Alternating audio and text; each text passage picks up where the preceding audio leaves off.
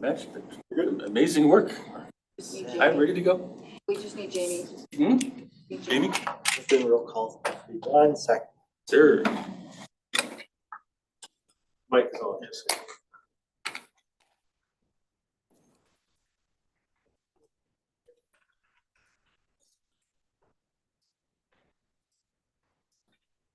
Okay, we're good to go.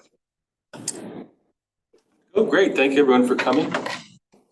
This call to order the February 18th regular meeting of the Louisville Board of Trustees.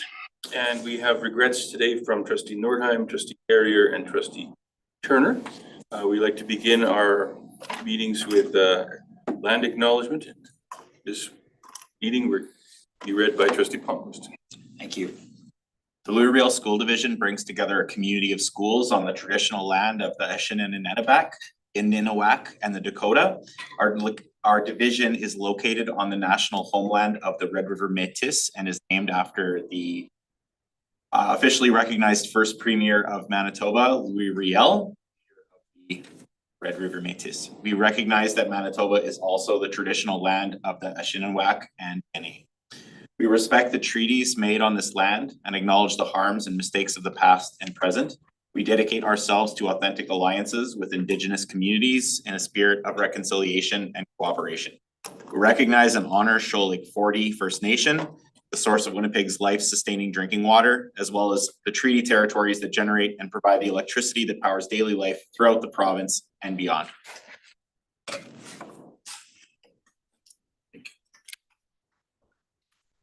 And we also have the welcome announcement. I'd like to welcome everyone participating in this hybrid meeting. Board meetings follow a formal structure where the work of the board is conducted in a public setting that gathers parents, students, staff, and other community members. As chair, it is my duty to preserve order and decorum at all times. All in-person and verified virtual attendees are reminded to observe procedural bylaws and to engage in a respectful and orderly manner. We'd like to remind everyone there's a 15-minute public question period at the end of the meeting. And verified virtual participants and verified in-person participants can bring forward questions for clarification regarding items on today's agenda. If your questions are not related to tonight's agenda, please reach out to the division by email. Finally, please be aware that we audio record board meetings for accuracy, that a link to the live stream of the meeting will be made available on the division's website. Unless approved, other photographs, personal recordings, audio, visual, or otherwise are not. We also like to do the affirmation of our vision and mission.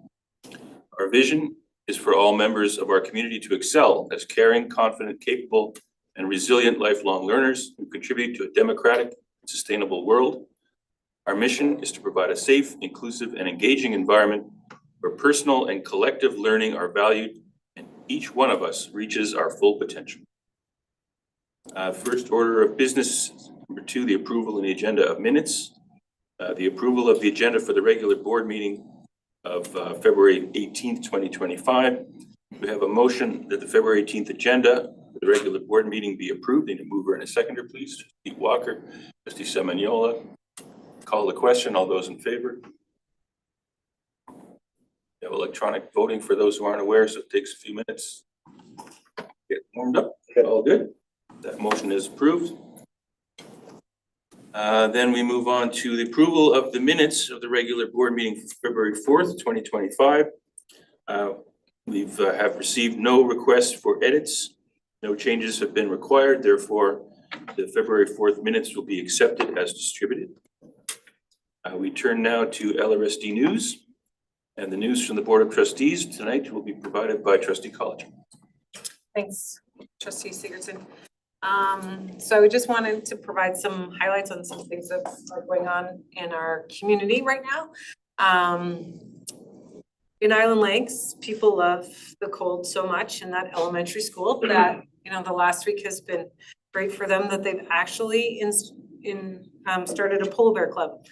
The polar bear club is required by the parents to sign off to allow their children to go outside when it is too cold and ensure that they have a proper dress wear and attire to go outside to do so. My child quickly voted not to do this.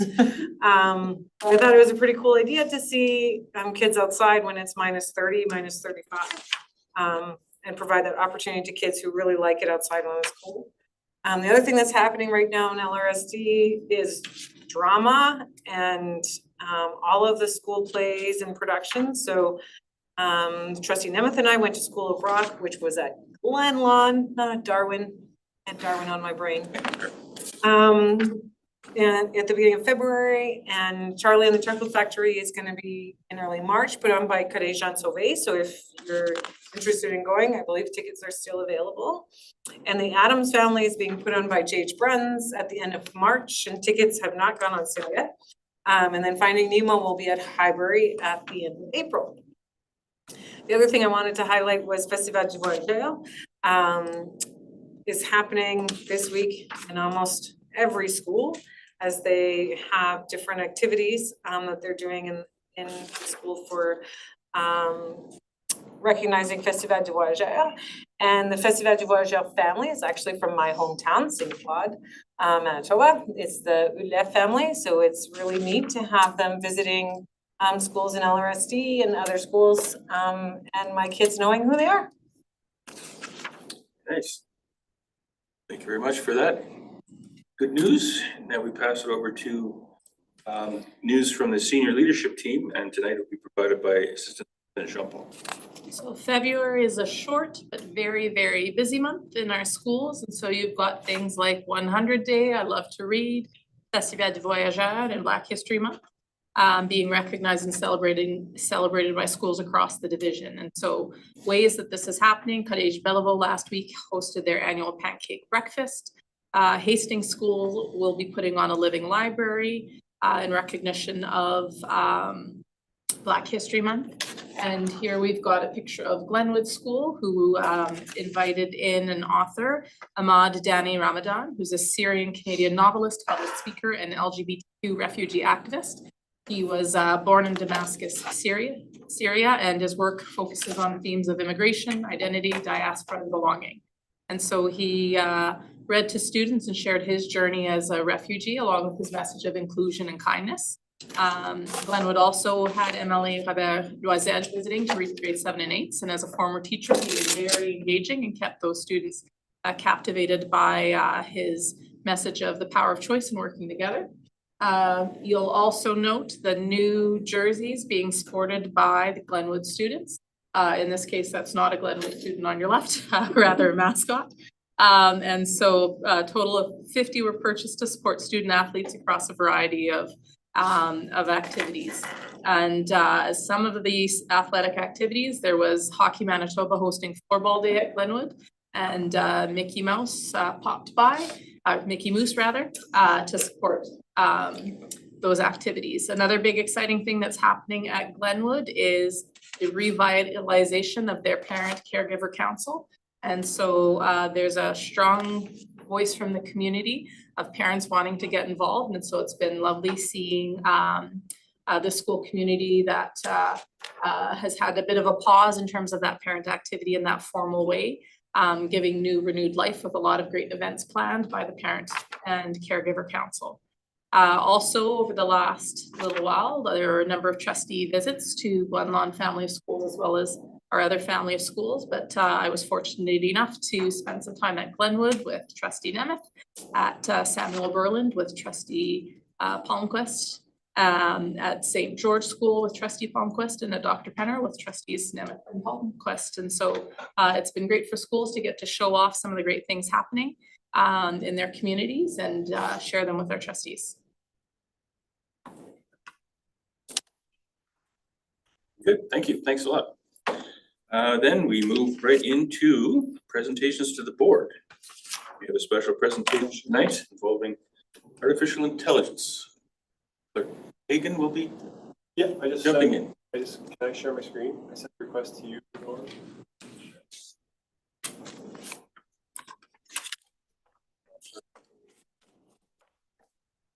Almost. Oh, here we go.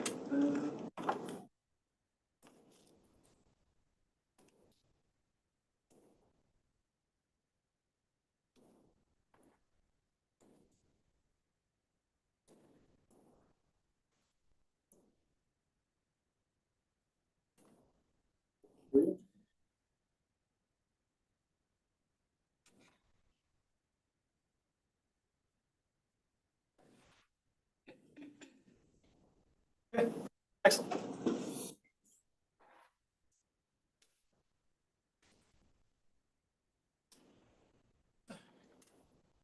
Props here. Thank you for allowing myself and I'm Clark Hagan, the Director of IS. Melissa Burns from the School and Classroom Support Team is joining me to do this presentation. I fill my pockets with stuff so that I can make all this work. Hopefully I can make it all happen. So we are here to talk to you about artificial intelligence, and we've called this, exploring AI's impact in and on the teaching and learning in Louis-Riel. And we want to focus on 3 areas. So we want to discuss or showcase with you kind of what is our general understanding of what AI is. And it's important that we do that because it can mean different things for different people depending on where you are in this whole adoption of AI, or maybe you aren't yet. That's totally fine. We then want to, that'll be my first bit, and then Melissa will come in and talk about what things that we have done so far, because we have done things. And it's important that we share with you some of those first steps, those exciting first steps, and then follow up with what's next for us. Okay, so if this is all going to work, okay, it's going to work. All right, so let's talk about this first idea of understanding artificial intelligence.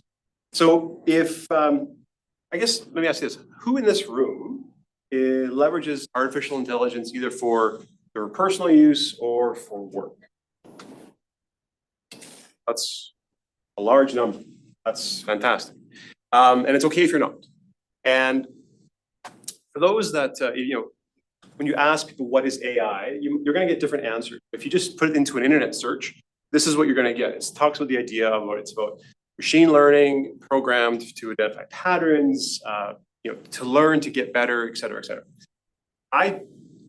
Oops, I hit the wrong button. I don't really want to use that definition right now. I want to think about it much more of I guess in a simplistic way. And let's talk about it as maybe as an assistant's brain, right? So we all have somebody in our family or a friend who is our go-to person, who we ask all the questions, right? Kind of like the Cliff Clavin, so to speak. I can age myself with the Cheers reference, if you don't mind, to help us understand, just a go-to of questions and answers. AI can be kind of referenced in that way. The nice thing though is that, whereas that friend or relative might always give you their thoughts and opinions on things that you don't really ask for, AI is more, you get to prompt them for those types of, you get to ask the question first and then it gives you the answer. I like the reference here. It talks about, it compares to an idea of how a student learns based on various resources and experiences. And the reason why I like to go here is because it doesn't necessarily mean that it has to be about technology, right? We can use that idea of an alternate brain or an alternate opinion or an alternate ideas. So if we look at it in that lens, we've used this modality for as long as we've been learning, right? Getting ideas from somebody else to help us along on our own journey. So bear with me here for a second. I'll take us back to 1982 when I was in grade 2 in Mrs. Flannery's class. And this was a real scenario for me. I'm not a good speller. It won't shock, don't tell my boss, but it won't shock for him to understand that I don't spell things very well. And this exact scenario happened where Mrs. Flannery would give us a worksheet and we would have to spell these animals. And you weren't allowed to use any resources. You weren't allowed to collaborate. You weren't allowed to, and this, I'm not trying to be negative to Mrs. Flannery. I loved her as a teacher, but this was about understanding could you spell? And so you would do it on your own. And then, so I didn't think I hated squirrels that much until you had to actually spell the word squirrel, because I couldn't do it. And you weren't allowed to move on. And so I tried. I tried to spell squirrel. And as you can see, there's my process. And you erase and you have to go again, and you have to go again. And there wasn't any mode of getting better. It was just another attempt. And I'm not exaggerating, when this went on for 2 days, where for 2 different spelling classes, I tried and I tried and I tried, all my classmates were doing wonderful other fun crafts, and I kept trying until after the second day, I got it right. Because I took it home. And I asked my version of AI, which was my mom, of how do you spell squirrel? And it's one of those situations where I remember where I was right before the bus was coming, and I said, Mom, how do you spell squirrel? My mom can spell it just fine. She just gave me the answer, thanks. And she said, why do you need that? Doesn't matter. And I got to school that morning and I handed this into Mrs. Flannery, and she said, did you take this home? And I said, no. And of course, she knew I wasn't being totally honest with her. And so she's okay, well, you can go on to the next two animals there. That was a porpoise and a jaguar. Like, no, that's a whale and that's a tiger, and we're done here. I could not get through this process. So the reason why I bring this up is because this is about when you leverage AI or you get help with some, an alternate intelligence, you can limit your floundering.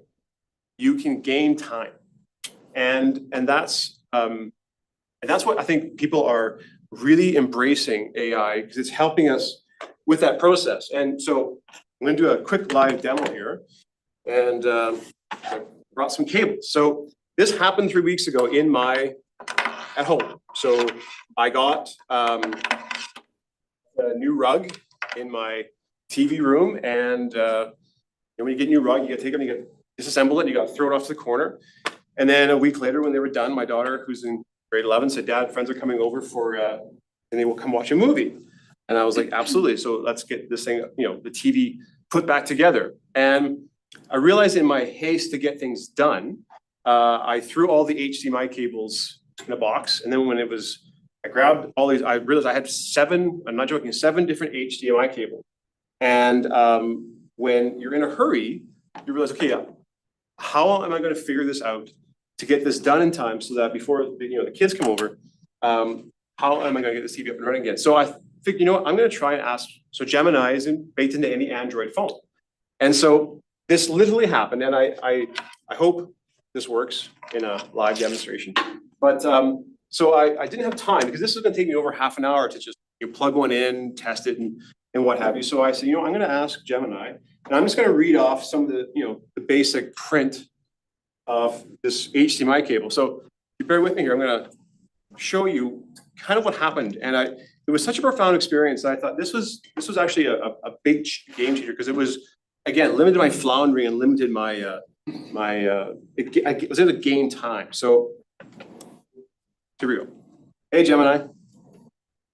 Hey there, what can I do for you? Got a little problem here. I'm trying to hook up my 4K TV, and I have 2 different HDMI cables. I don't have the packaging. Can you help me just decide which one's the right one if I were to read off some of the letters on the cable itself? Absolutely, Gemini can help. Do you have them both handy? I sure do. Okay, for HDMI cables, there's usually a standard that they follow. The 2 most common are HDMI 1.4 and HDMI 2.0, or something similar. Can you find some writing on the cables that has something like HDMI 1.4 or something similar? Yeah, sure. So the first one I have is, it says AWM 20276 HDMI 1.4B. Okay, the first one is HDMI 1.4. That's definitely a good one for a 4K TV, but let's see if the other one might be even better. Can you check the second cable and see if you find something similar? Yeah, this one says it's a Dynex DX-AV008 high-speed HDMI cable with Ethernet. All right, the second one's a Dynex HDMI cable. That's good too, but it's a little trickier. You might want to try plugging that one into your TV and see if it works. If it doesn't, then use the HDMI 1.4 cable you checked first, because that one's definitely compatible with 4K. All right, thank you. So it worked better before, but in the previous example, she said one was definitely better. And I used 2 different cables when I did this demo, or did this in real life. And it went to the detail of well, this one's going to give you 30 frames per second. This one's going to give you 60 frames per second. And literally as this profound change happened, my daughter just watched me and she's like, what the heck just happened here? And I said, well, we just gained 30 minutes of time. Because it definitively said, use this cable right now. And that gift of time is very profound. And it was something that it was a profound change in how we could just do day-to-day things in our lives. So how does this apply to LRSD? Well, if we think of the context of technology, so there's been three major disruptors. So the first one was calculators, and then was computers, and now we're seeing AI. And I remember when I was a student, calculators were already established. So I didn't understand that this was a new thing established inside of education. Computers, though, was right when I started teaching, and obviously right now we are in this realm of AI. And the last two lines there under the AI and education is, what's interesting is those two sentences, or that last sentence, or the last two lines, 10 years ago was exactly how they described the rise of the computers. And so the reason why I've stroked that off is because currently AI tools are being integrated into education too. It's early days. I mean, we have good ideas, but I think it's very, very early yet to fully comprehend where this is all going. And I think that's where I'm gonna bring in Melissa to help us understand things that we're trying to do right now, and what the output of that is, and where we hope to take it from moving forward.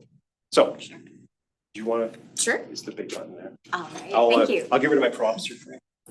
As Clark said, I'm Melissa Burns. I have an office in Dr. Penner's school and have been working in the division for 9 years. And I had the opportunity to work with our educators around the use of AI in our schools. So I'm going to take you on a little journey as to what that has looked like over the last little bit. So this is our general timeline of AI and how it has sort of integrated itself in various capacities within our division. So something that's really interesting is that starting point. So the public release of ChatGPT 3 was in November of 2022. A lot of that technology of AI, generally speaking, had actually already been integrated into a lot of our technology we use daily for much, much longer. The thing that was different in November was generative AI. Generative AI was a new piece of technology that allowed us to integrate and interact with the technology in a different way. Earlier iterations you might be familiar with is like the Clippy that you'd have in your PowerPoint. And that's a very simplified version. And so we've gotten a lot further with technology, but this was a really revolutionary point with the release of ChatGPT 3. I had the opportunity to speak with colleagues globally around what this could potentially look like, the implications for it within education, notably working with colleagues in Norway as well as Australia. And from that, I was able to do a lot of research in collaboration with these colleagues to see what it looked like in their educational settings as well, to sort of balance some of that narrative of what I was experiencing here. And in January of 2023, I was able to make a presentation to our school and classroom support team, just sort of introducing the technology, what it is, and some of the considerations, early considerations of the technology in an educational setting. I was able to follow up those conversations with Clark, and we began planning in October of 2023 for AI cohorts. So the idea behind this was that we were going to invite our high school colleagues to come together, leveraging the midweek network to have an opportunity for them to discuss different aspects of AI and the impact of AI in and on education. So in January of 2024, we invited the administrators from all of our high schools, as well as the facilitators, the teachers in those buildings that have been designated, appointed by their administrators to help facilitate these midweek networks, to come to the board office to have a critical conversation about this technology and its impact in education. This was followed up by a proposal at the staff meeting in January where we invited educators who were interested to join these midweek networks. And from there, we were able to put together cohorts that met every Wednesday from February until the end of May to meet and discuss different aspects of this technology.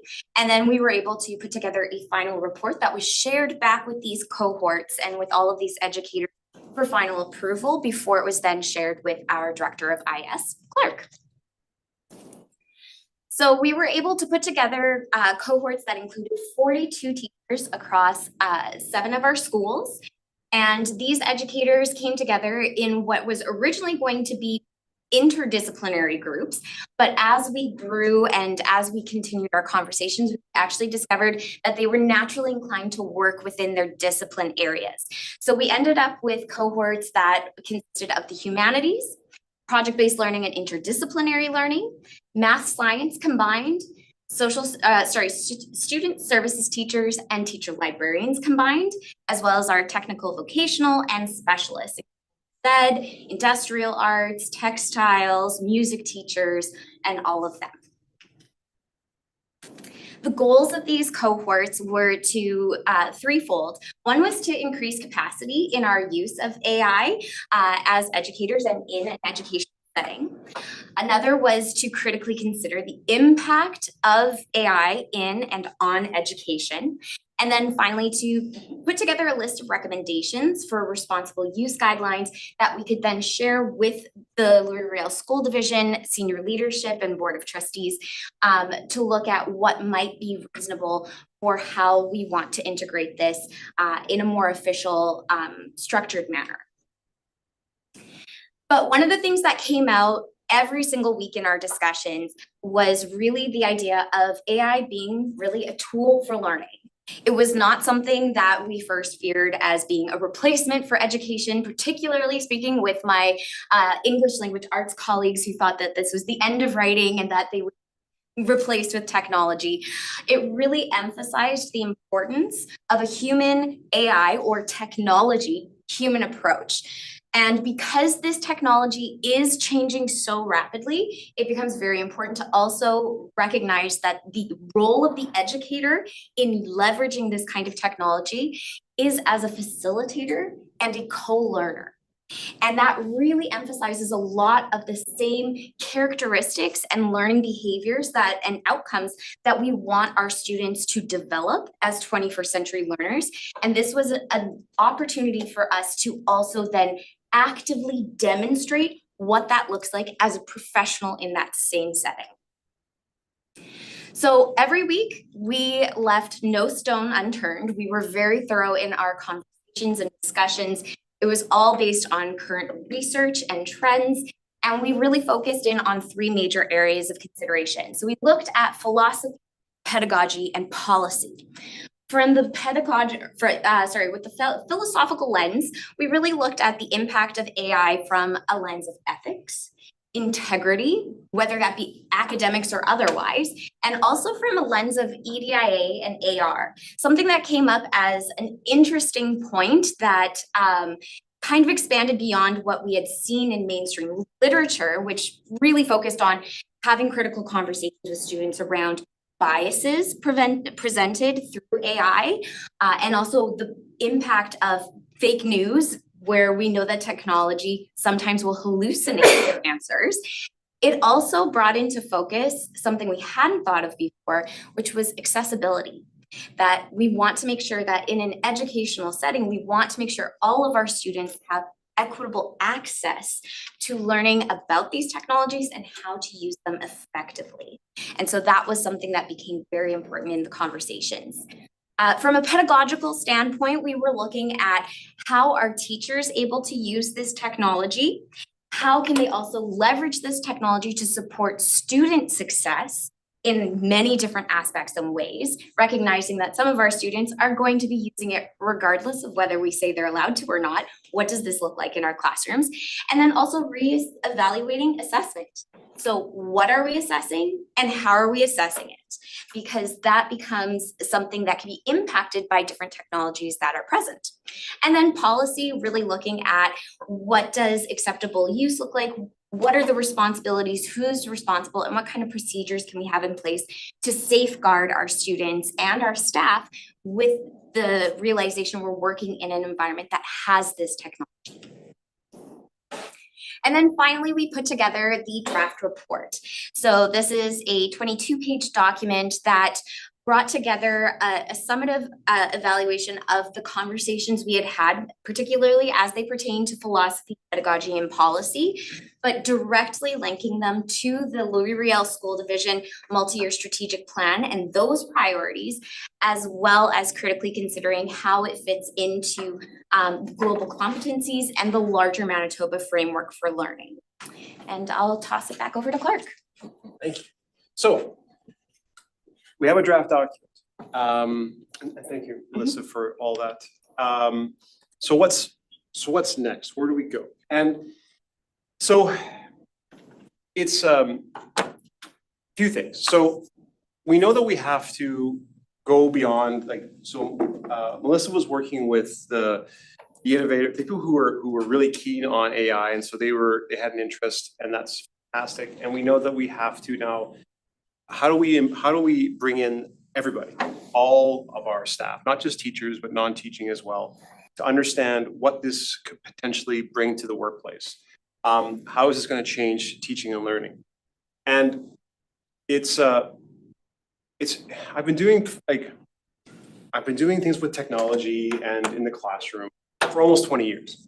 And when I ask teachers, I'll just stick with teachers for a second. When I ask teachers, when it comes to PD, when it comes to learning something new, what are the top 3 things you need to help you integrate or learn this new thing? In this case, let's talk about AI. The first thing they say is it's time. They need time to think about it, they need time to process it, they need time to learn about, collaborate, all these things that incorporate the usage of time.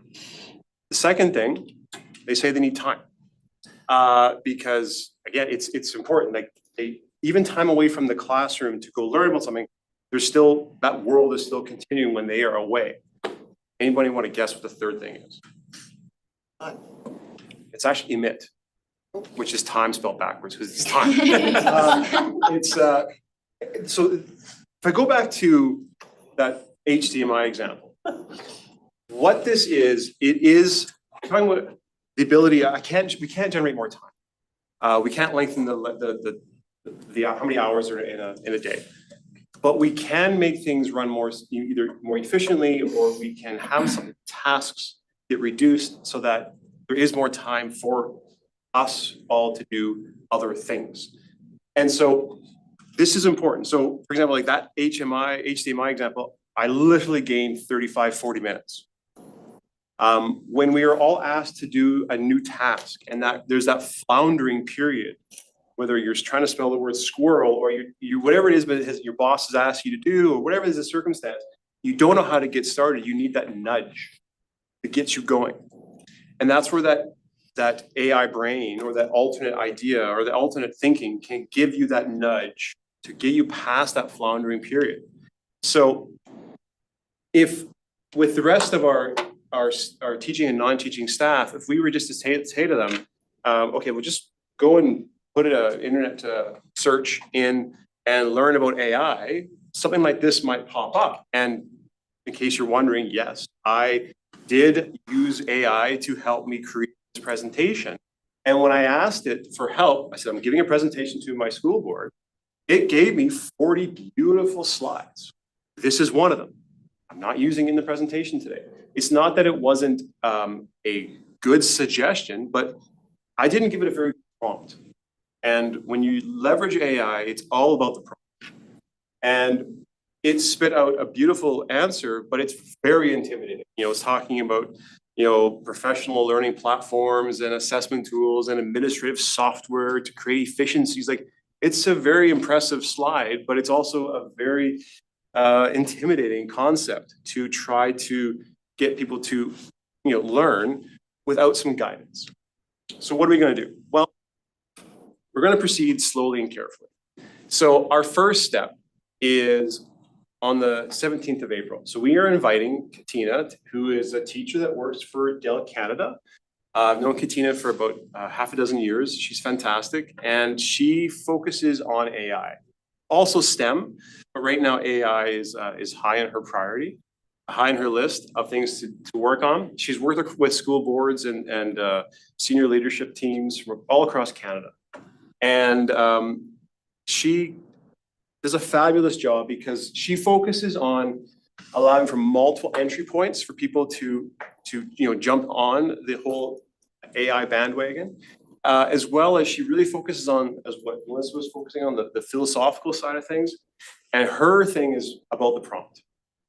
Garbage in, garbage out. So if you focus on a really good prompt, you're going to get a really good resource back. And so we're really excited that she's going to join us. And we're going to have about 150 people there. And that's our starting point. And then we can start looking at the draft document that we have after that. So it's really about getting everybody from our principals and vice principals, our senior leadership, allow them the chance to really have a day to think about what AI and LRC would look like. And then from there, we can start focusing on the next steps. So the next steps right now it's very open-ended. And that's really all I have, because it's still early days and we still need to, like I said, we're going careful with this so that we can move at a pace that I think is fair and one that just gives everybody the opportunity to jump in or dip their toe. Okay. And the reason why it's I'm gonna do one more demo for you, hopefully it works. But when I think back to the spelling incident, which I should get over, I guess this is good therapy for me just to talk to you about that. So I appreciate you doing that with me. But my son, who he inherited my large ears, but also inherited my inability to spell. He has his own version of this. So we have Alexa in our house that runs the lights and everything else. And I'll hear him while he's at the kitchen table and say, Alexa, how do you spell elephant? And Alexa will just tell him. There's no learning involved. And so he asks, she answers, and they have a great existence together because this is how he spells words. But what if thinking for teachers how they could leverage AI, what if there was and I'm sure there's one out there, but what if there was one that was actually more controlled by the teacher? They could say, I need your help with my students, but you can never give the right answer. You can only prompt. And that is a valuable tool for a teacher because now they can focus on maybe some other things in the class that they need to focus on. But they know that some of the students over here are working with an AI that's helping them with a lesson that taught to them by the teacher. And it's just prompting them to help them along as they're working on whatever they're working on. So I want to try to mimic that right now and see if I can get this to work. So bear with me here. Hey, Gemini. Hey there, what's up? I want to play a game where we're going to pretend that I'm a grade 3 student learning the multiplication tables, but I need your help, but you can never give me the right answer. You can only give me prompts. All right, let's get this multiplication party started. But remember, I'm a really bad helper, so don't expect any straight answers from me. What's the first problem that you need help with? Okay, so I'm looking at a problem here. It says, what's 5 times 3? Right, tricky one. Let's think about this. I'm coming up blank. Maybe try counting on your fingers a few times? Or how about thinking about some objects around you to help you visualize the problem? So what if I have like sorry, hang on. This was working really well this afternoon. I don't know why she's being very, very, not as good. Can you give me some prompts of how I could solve for 5 times 3? Sure thing. Let's start by thinking of the number 5 as a group. Now imagine you have 3 of those groups. How could you figure out the total number of things in all those groups? So are you saying like I have 3 groups of 5? Exactly. Now how can you figure out how many are in those 3 groups of 5? I don't know. I was hoping you could tell me. All right, let's break this down a bit. Can you think of any ways to figure out the answer without actually counting each dot? Okay. Demos are great in your office when you're practicing, but they're terrible in live. So where she was going with when I tried this 3 times in my office, is she would break it down and say you have 5 groups and you have 3 in each group. And she was having you add up, and it was working really well. Of course, today's the day it's not going to work well for me. But what was important here is this is not a trained tool. But imagine these tools that could be created, and they are in development right now, where the AI can only help and prompt and help and prompt and help and prompt, but never, ever, ever gives the right answer. And it's phenomenal to watch. And I wish you were there this afternoon because it worked fabulous in my office as I was practicing. But anyway, that's a live demo for you. So this is where the future could be going, where we're having these tools put in place that allows teachers the resource of time. And from my perspective, how I leverage AI is it's that lack of that diminishing of fun. Anyway, enough of that. So that's it for the presentation. Is there any questions or comments from people in the room? Yes, sir.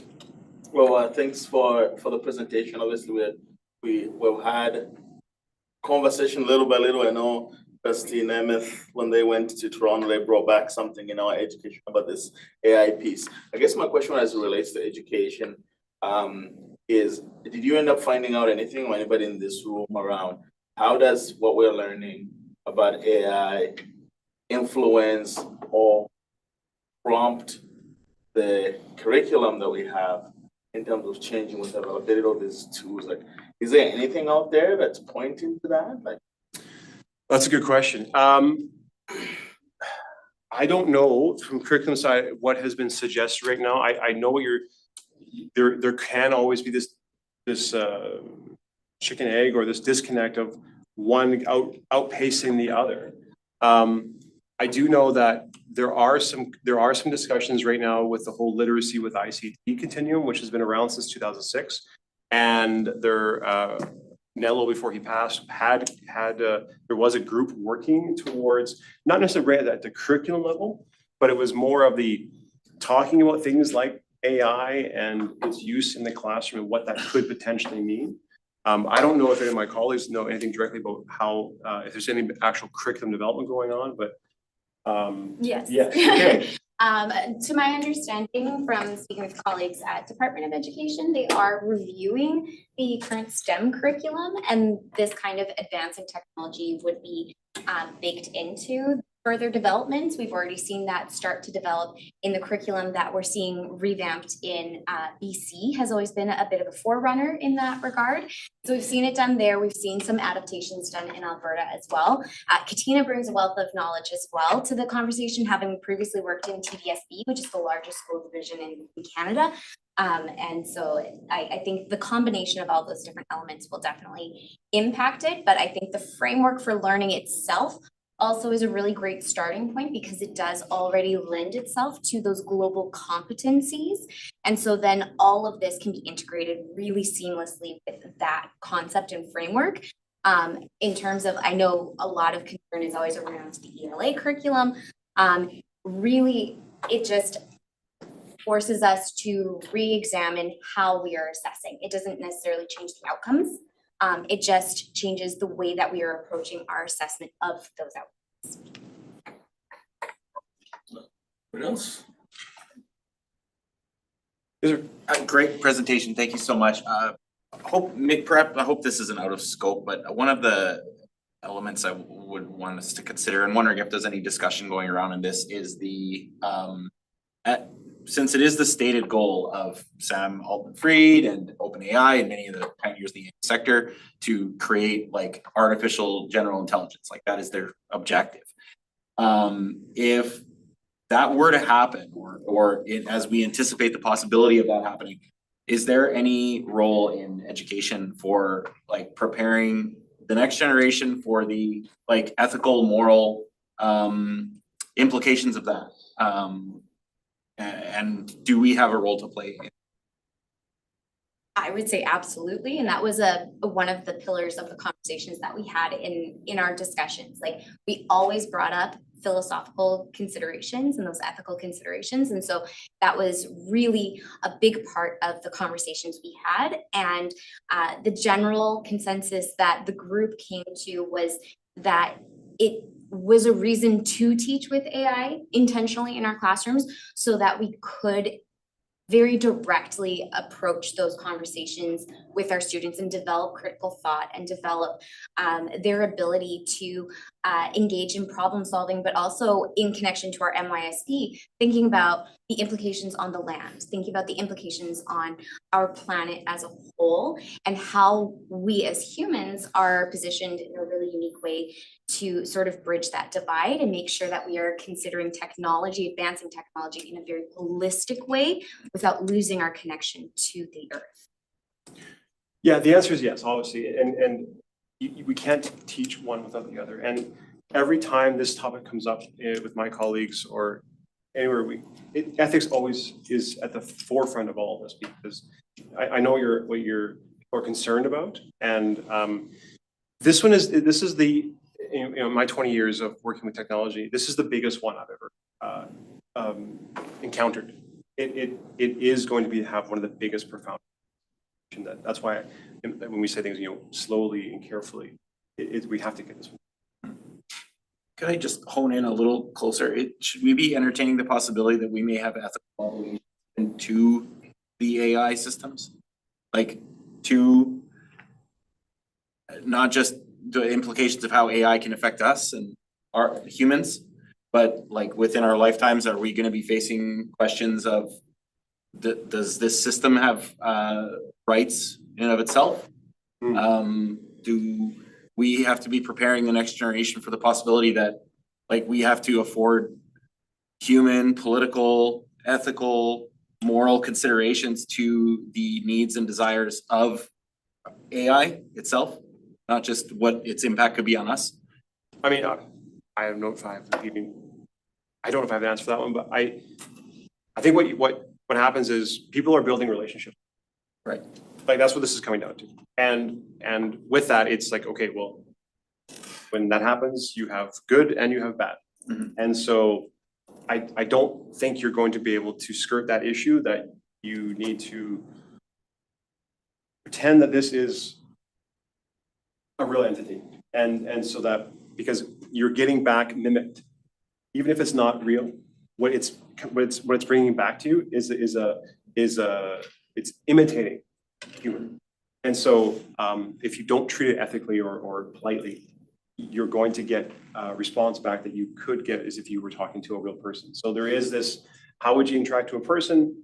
You should probably interact with the AI in a very similar way, because, you know, I'm not quite answering your question, but the response that you're going to get is going to shape a young person's interactions with a real human being the same way it would happen with the AI. So you have to make sure that you are aware of there is those similarities. So I don't know if I can answer your question fully, because I wish I have a crystal ball to understand where this is all going. It's outside the technical space. I guess my not fear is that it's saying the next 10 years, 20 years, that this may be like a defining question that our entire society may have to confront. Like the notion of a Turing test of that's the measure of whether or not an AI is actually is sentient or not. Like it's already, the current models out there could easily pass the traditional concept of what a Turing test is.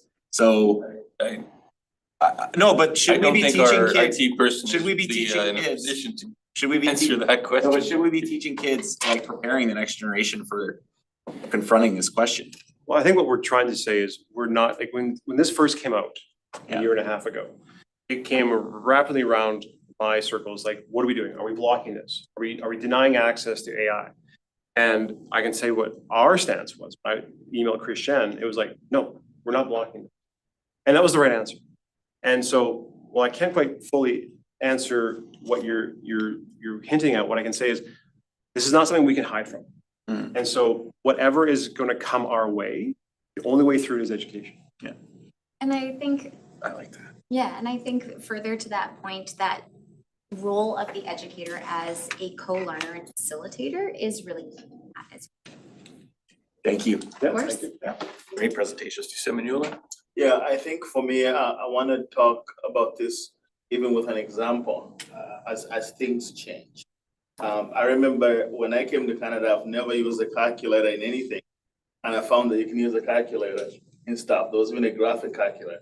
And I struggled with it a lot until I learned how to be able to use it. So, and it became a great tool. And I think a lot of people kind of adapted to that when those kind of came to life. So is there a phase, like I'd like, maybe not today, but I'd like to see as a division, is there phases of how this is gonna come into integration with learning, not just for staff, but for students? And is there something already being developed on learning how to use it? I think we've seen in North America, our division as well, where some of the AI that's out there has been used in the wrong way. But what is the plan to start this and how early can it start as well, right? Like I hear, like my kids ask Google all kind of stuff when they're there and they're very young and they don't understand really what else they can ask this thing, but you hear practical things. So I think, you know, maybe we could put something together as what are the phases and how early can this start, just from a learning standpoint, that this exists, not necessarily from an application standpoint, or both, depending on grades. I think that would be something that What else? Comments? Let's be quick, but Ryan's questions were great. I didn't realize how deep we were gonna go into philosophizing about AI, but I'm just curious, when we give this to kids, I see this as a really valuable tool as a teacher. Like my grade ones are constantly asking me questions and I'm prompting them. I'm not just giving them the answers. I want them to think about it. But are we going to be looking at applications and then approving certain applications? We're not just giving the internet to a 6-year-old and saying, here you go, ask it all kinds of questions. Like, is there companies are developing apps right now, and will, as a division, decide which ones to allow them to use? Yeah, and that's the thing, like, my department is not the curator of what gets approved and what's not. And I mean, back in the day, it used to be what programs were allowed and what specific websites were allowed access to not. Like right now, when that comes, those type of questions come to my department or come to me, I always go back to the, whoever's making the request. Have you talked to your administrator about what you're hoping to do? What is the pedagogical rationale? It's not to challenge them, it's to help them come to an understanding of what it is that like, is it in the cool factor or is it in the realistic factor of like, this is gonna benefit teaching and learning. So while we control some of the switches, it's not really our decision to it's really a discussion and put it back to the community and say, okay, what's best for either, LRSD or maybe in a particular classroom or a particular school. It's not going to be, like I said before, it's not going to be something to turn a blind eye on, and it's going to become so ingrained in everything. Like whether you're just like, forget what website you're going to, if you're using a Windows or a Windows laptop, it has AI built in that it's just there. And so that's why we have to, as what Melissa's talking about, like we have to find this ethical way of making people understand like this is the good way of using it, because we are not going to be able to, not that we're keeping it at bay, but it's just going to be so ingrained in everything we do. It's going to be like breathing. There are examples of practice that have been established. I'm in a lot of networks with educators across Canada as well as globally around technology in education, and those sort of examples of practice and frameworks that we've kind of co-created as colleagues globally really look at leveraging the technology and its use in specific grade levels. So the way that you use it and introduce it and leverage it for student success in an earlier setting is vastly different from middle years, vastly different from senior years. And also terms of service, privacy policies, FIPPA, FIA, all of that plays into the conversations. Good. Yes, well, thank you very much. I just wanted to add, I'm glad that you mentioned equity. I think that's always important, and glad we're keeping an eye on that in our part of the world. But as I know, whenever there's an advance of any kind, that's always a huge issue, is that you're going to have one group of kids or one group of people who have this and are using it, and another group who aren't for various reasons. We have to make sure that that doesn't happen in LRSD, and I'm glad that you're on that, and that was one of the points that was made. But again, thank you very much. It's very interesting, both of you. It makes a lot to think about, so thanks a lot. All right then, move on to the finance and audit, second quarter financial update. Over to you. Thank you very much. Junior Nick. Just waiting for the screen to pop up there. There we go. Yeah, so I just wanted to give our second quarter financial report. And so just high level, we had total revenues of 106,059,489, which represents 42.8% revenue compared to last year, very similar at 43.2%. So really nothing to highlight there. Everything is as expected. And for expenditures, our total expenditures as of December 31st is 90,551,725, which represents 36.7% of our budget spent. This time last year, we were 36.8% spent, so right on target there. I just actually want to go back up to revenue. Just one highlight I wanted to note was that in our private organization individuals, you notice last year it was 98.7%, this year it's 60.5%. And that reduction has to do with a decrease in revenues from the ISP department this year. And so we're having less students in ISP as we did last year, and so the revenues were a little less than anticipated. But outside of that, revenues and expenditures are reported as expected for this quarter. Good, thank you very much. Any questions or comments on the financial report? Speaks for itself, thank you, and we'll stay with Secretary Nikki with the budget 2025-2026. Yeah, so I just wanted to let the public know that our funding announcement was provided to us last week, and the province announced a 2.4% increase in our operating funding for the next school year. That equates to a little over $3.1 million in additional funding that we will receive.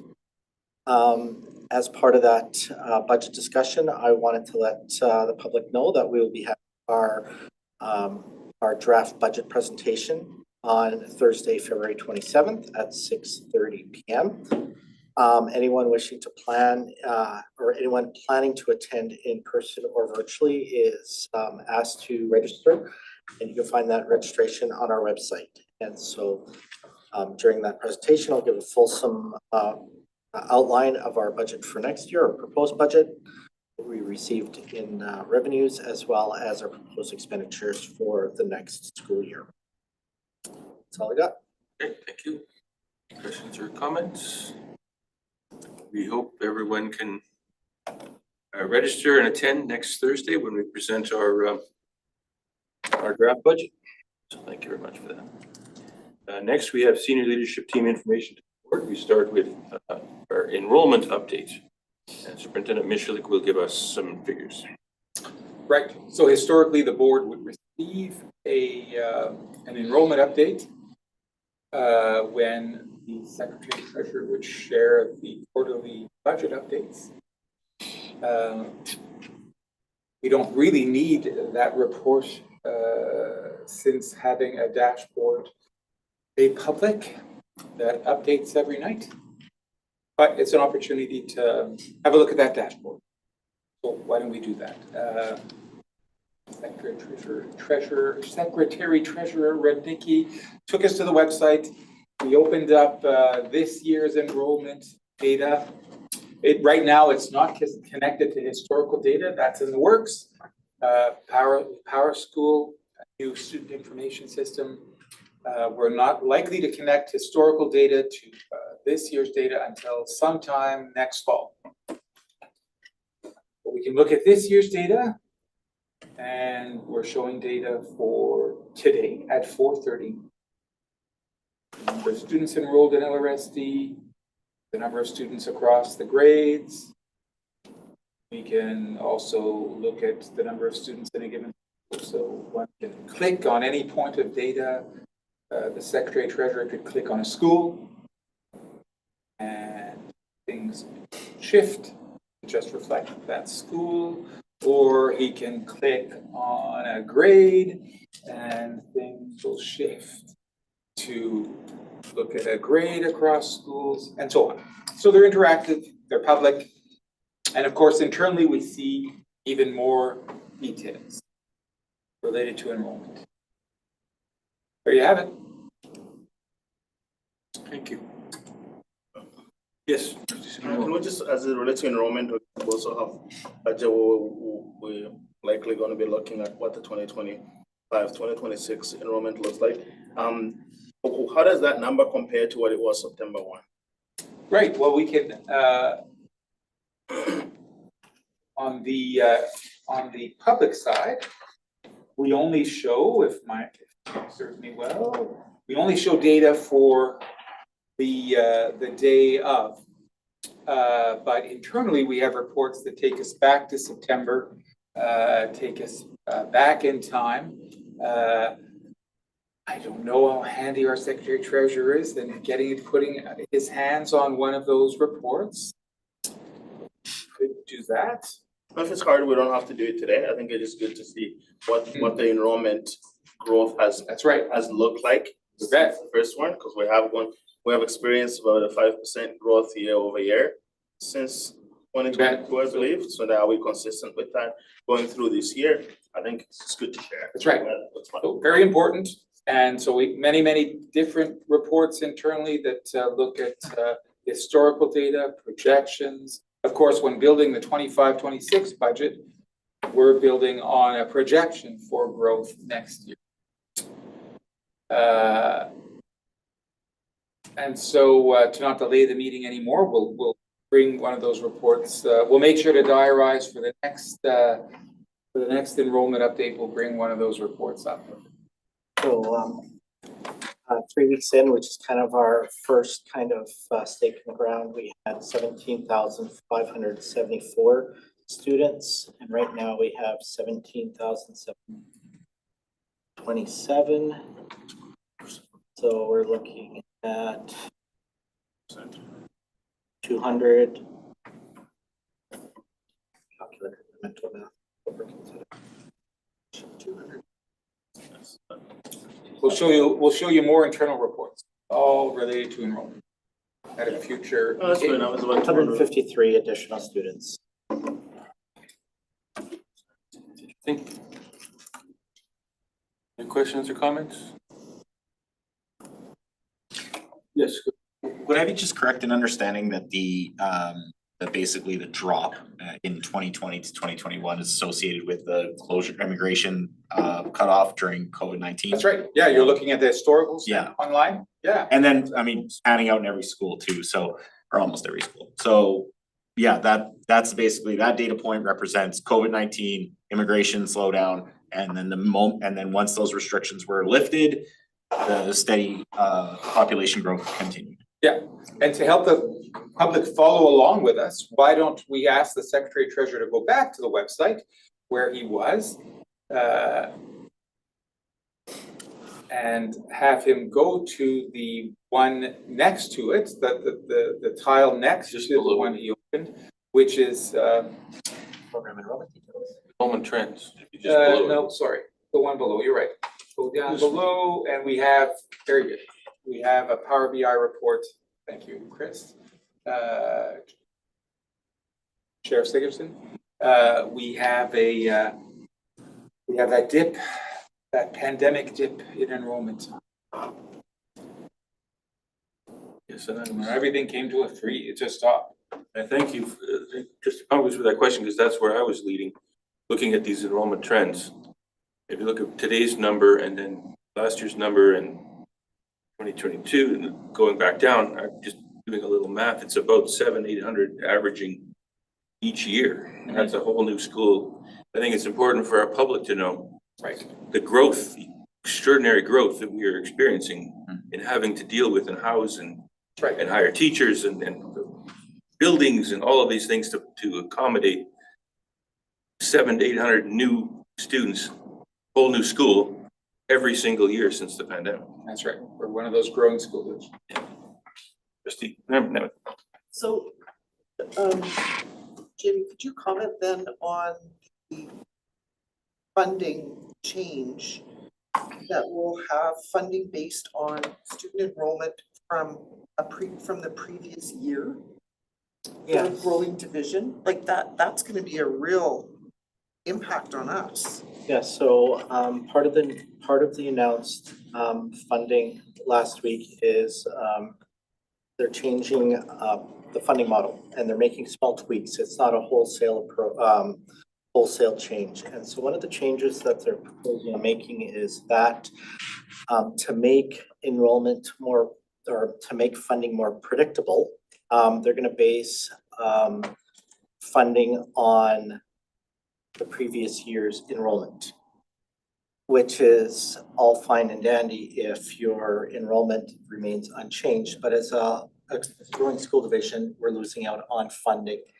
And when, as trustee Sigurdsson pointed out, when you have 600, 700, 800 more students, that's a significant amount of funding that we're losing out on. And so it's unfortunate that they're changing the model in our instance, because we are such a very highly increasing enrollment counts.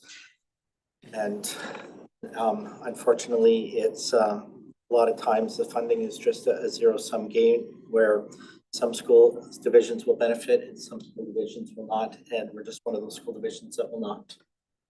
Okay, thank you. And the funding increase is 2.4, but we have 5% growth in rid of this. Yeah, there's lots of, when we release our presentation to the public, you'll see that the funding that we'll be receiving, the 2.4%, which equates to about $3.1 million, doesn't even come close to the cost, the increase in costs that we're going to be incurring next year. And a lot of those costs are contractual obligations with the teacher agreement that the province has negotiated on our behalf. And so it's unfortunate that the funding doesn't match that obligation. And it's obviously influenced by the extraordinary growth, the And number of lots increases. of- Yeah, Lots of factors. okay, thank you. Anyone else? Moving on from that good news to honoring a council of grandparents. Director Kapelik will tell us about an evening that was took place. Thank you. On February 6th, Superintendent Michalik, Divisional Principal Mia Gunther, Divisional Vice Principal Kelsey Lenahan, myself, and the members of the Indigenous Learning Team got together with our Council of Grandmothers and Grandfathers. In attendance were elders and knowledge keepers, including Hilda Kent, Chickadee Richard, Ed Asier, Kara Widrick, Wes Nelson, and Eric Flett. Other folks indicated they couldn't make this one, but would be happy to join another time. An important thing we do during this time is offer tobacco for their sharing of their knowledge. As it pertains to school division conversations in the past, we've looked at the multi-year strategic plan and other things happening in division with the council. Most of these folks that were there on the 6th are also our in-school elders who are working with our children on a regular basis. We also provided gifts and shared a nice meal together. There's a lot of new members on the Indigenous Learning Team as well as some new folks. So we actually spent the time sharing, introducing ourselves to each other, sharing. Team members shared a little bit about the work they're doing in schools right now. And we have decided that we'll be meeting again in April with this group to look at some other agenda pieces we didn't get to.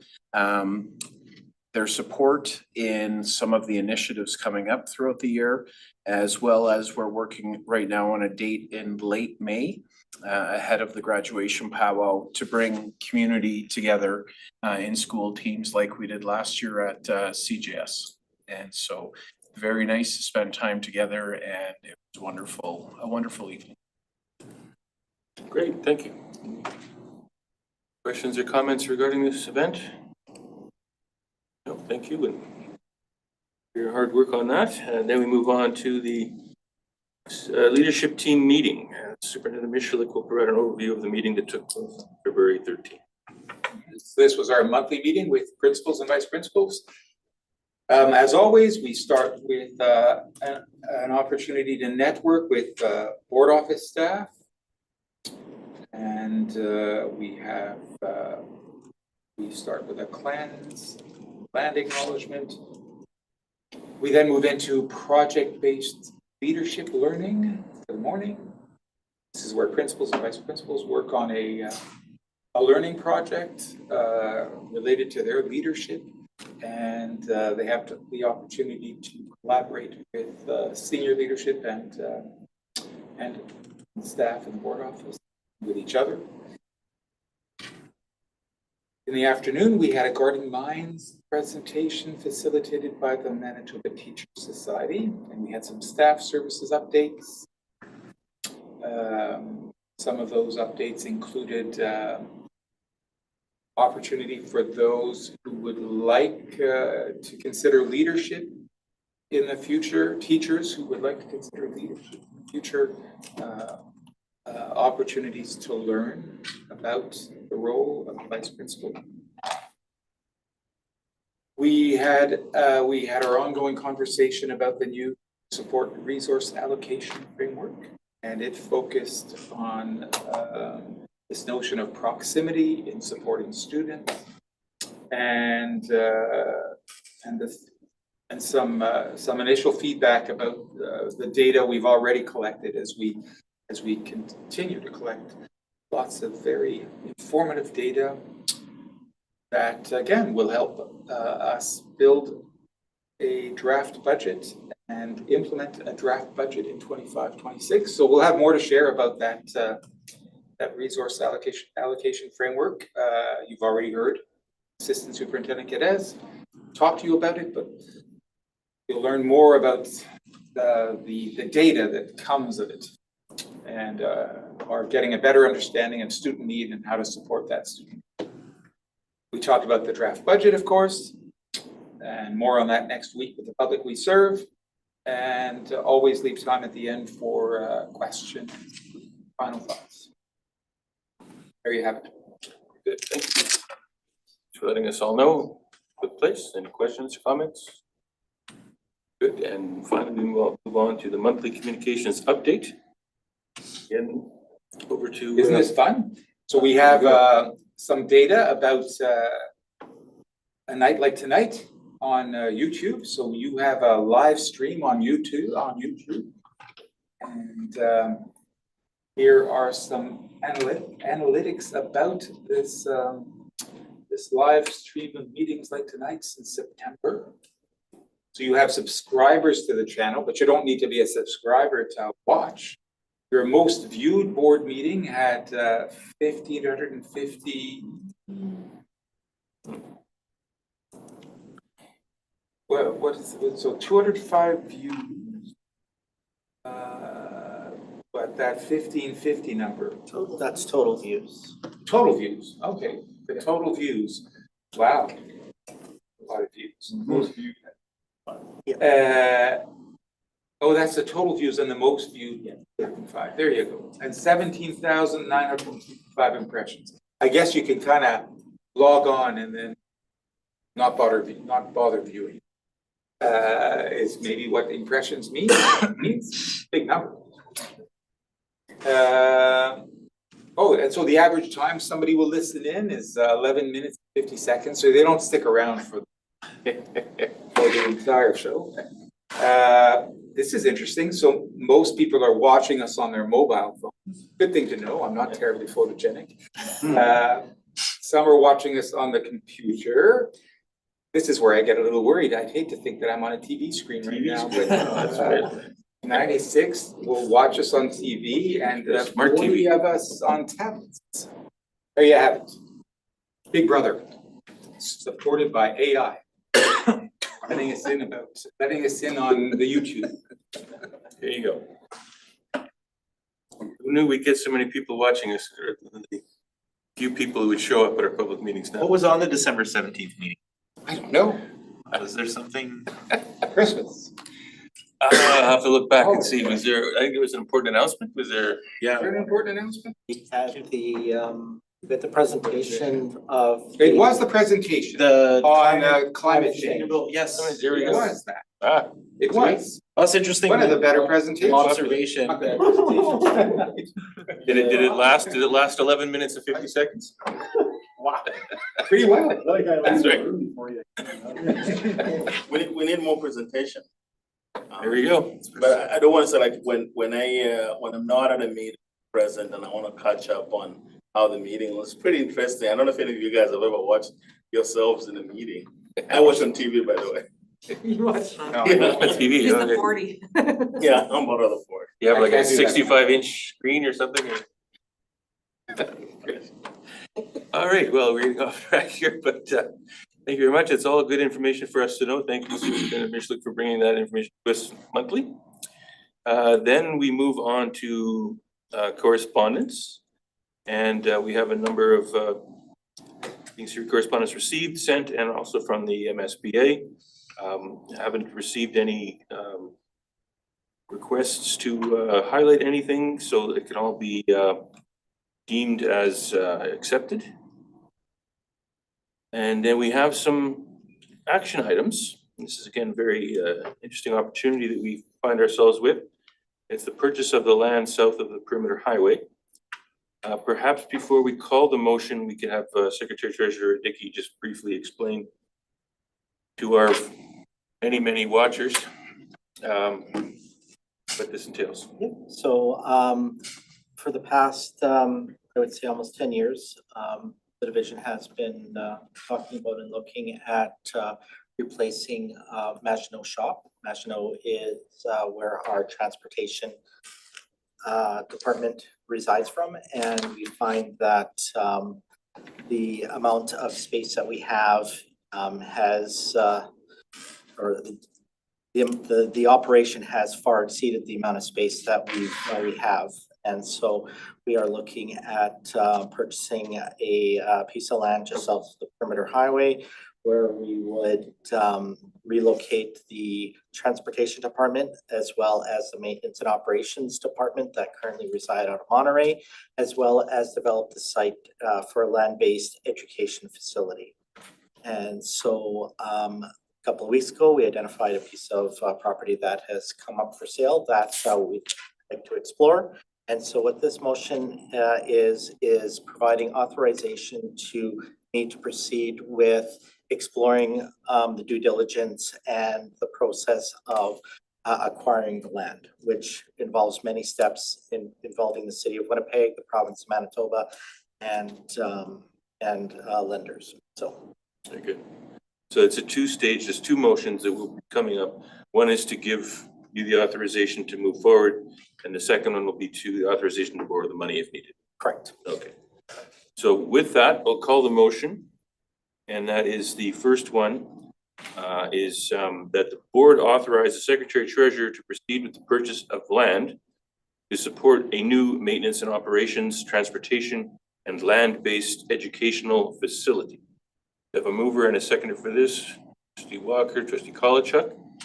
And do we have any discussion, questions prior to the vote? Have any comments? Questions for the Secretary Treasurer?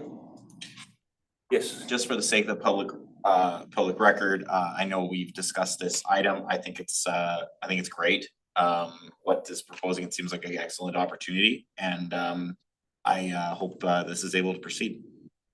Thank you. With that, I'll call the vote. All those in favor?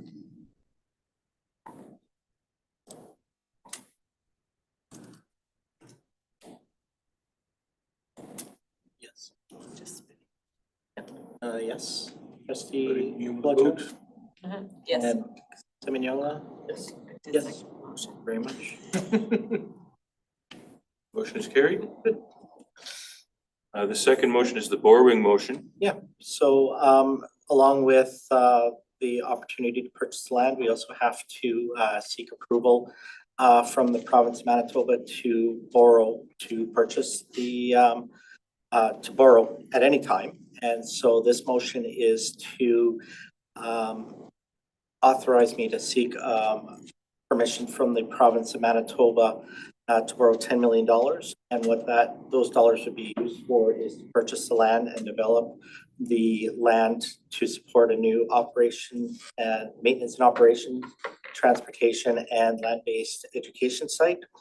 In addition, we would use a portion of the funds to upgrade 50 Monterey, which is this location here, to enhance the clinical and therapeutic spaces for students, as well as to complete the modernization of the board office at 900 St. Mary's Road, including accessibility improvements. So that would include an elevator.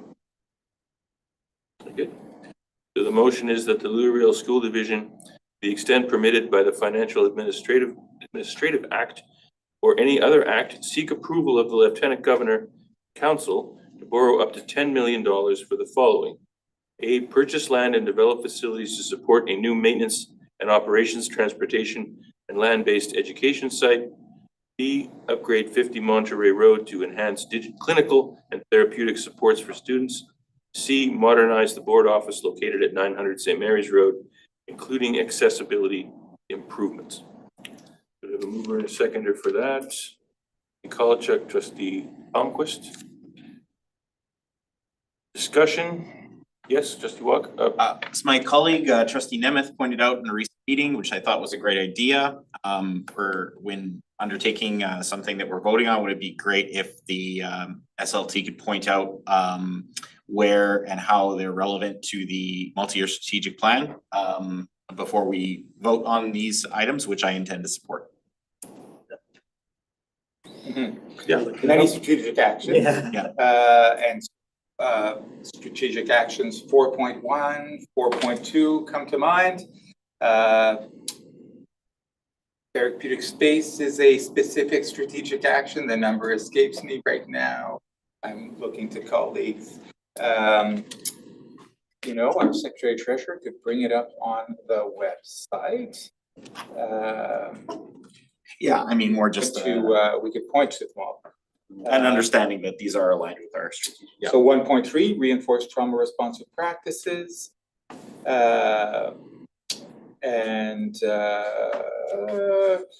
We have therapeutic spaces under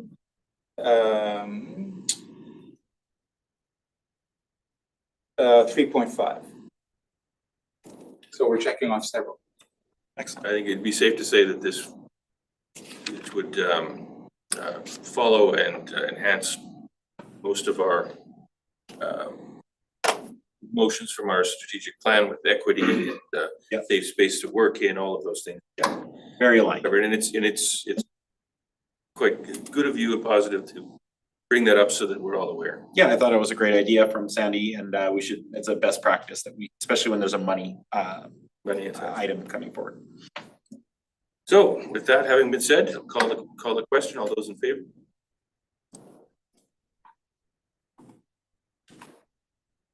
Okay, we're good. Motion is carried. Thank you very much, everyone. We'll wait and see. Next is the public question period. We have a few folks here in person. Any questions that are related to the agenda today? I just had one quick one. I was unfamiliar with the term that Superintendent Michalik used. I was just curious about it, the guarding minds. Right. So Guarding Minds is a survey instrument developed out east. It's a Canadian instrument, and it's being used across sectors, private and public, to try to measure employee wellness.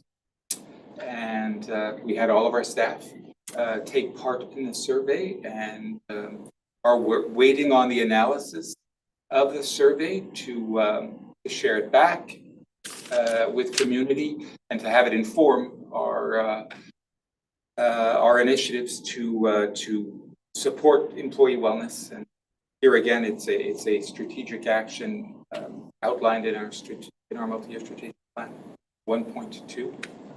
Good question. Memory serves me well. Thank you. Anyone online? I think we have one person online. We're good. No questions? Very good, thank you. I'll call this meeting adjourned. Thanks everyone for your time.